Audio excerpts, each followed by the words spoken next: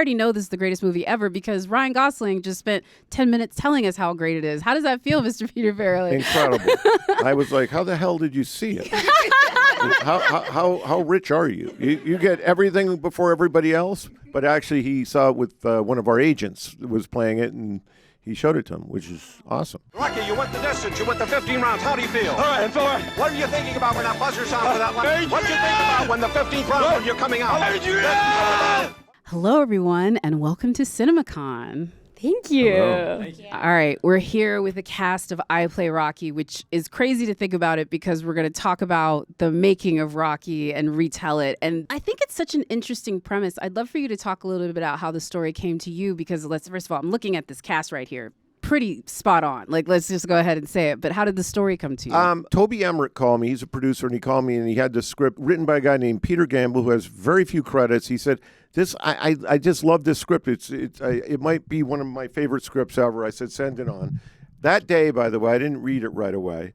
I put it on my desk, and my daughter's boyfriend was walking along, and he saw it. He's a musician. He goes, do you mind if I read this script? I said, yeah, go ahead, read it. You know. And then later in the day, I said, what'd you think? He goes, I think it's like the best movie of all time.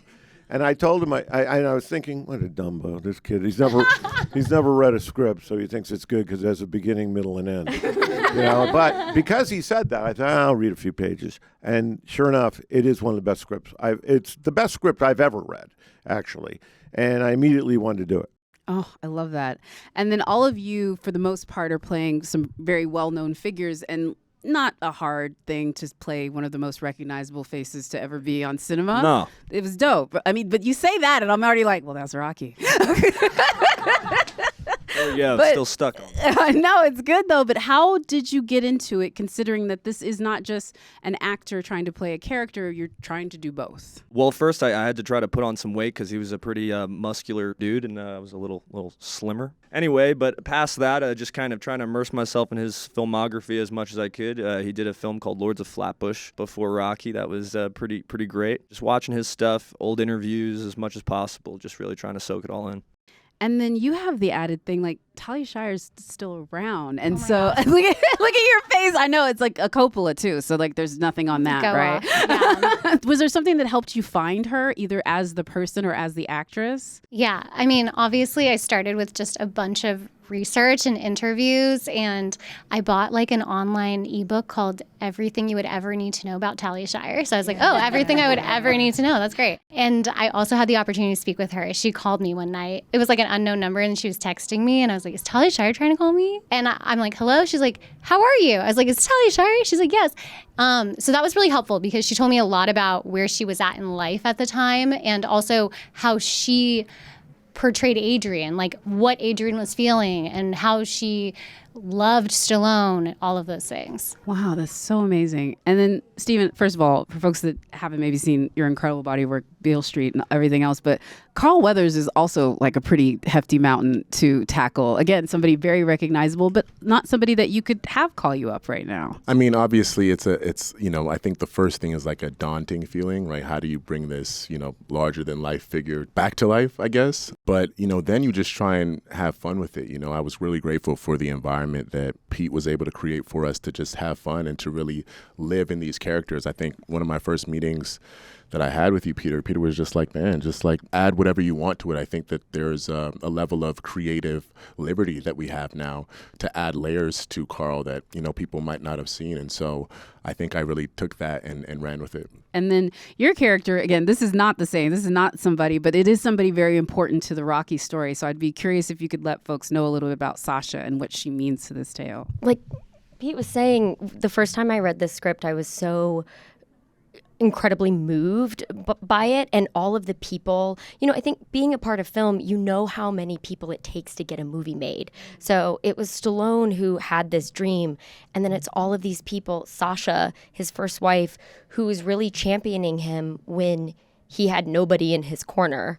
And then, Chardoff and Winkler, played by PJ Byrne and Toby Coble, are absolutely incredible. And so it was really, for me, it was so, I felt like I got to be the people in my life who have been there for me since I've started acting. So it was like, I sort of thought of my husband a lot, of just like how supportive he has been. And then it felt like, I don't know, it's so easy to root for Anthony because he really took on this character and the weight of carrying this movie. And so I felt, I think we were all wanting to just do the best job possible. And so it was like embodying all the things that you want when someone is trying to make your dreams come true.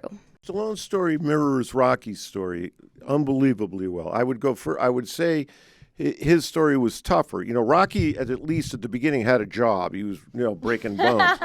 Stallone was homeless. He was living in Penn Station.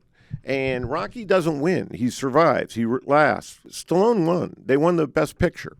It's a further story, but Stallone's story is incredible. It's, everybody talks about Rocky, but it's really Stallone who never gave up.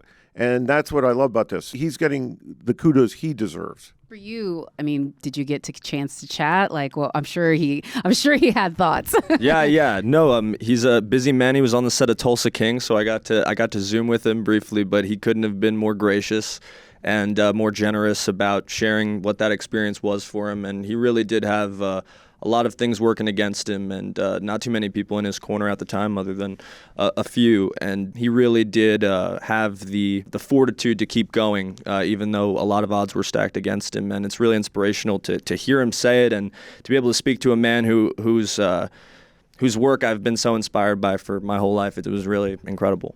All right, we're going to end with this one because we know when you're making a movie about the making of Rocky that the temptation is there to recreate the iconic moments. Do you have a favorite? It's funny how many people have asked me that. You do the chicken? We all No, suck.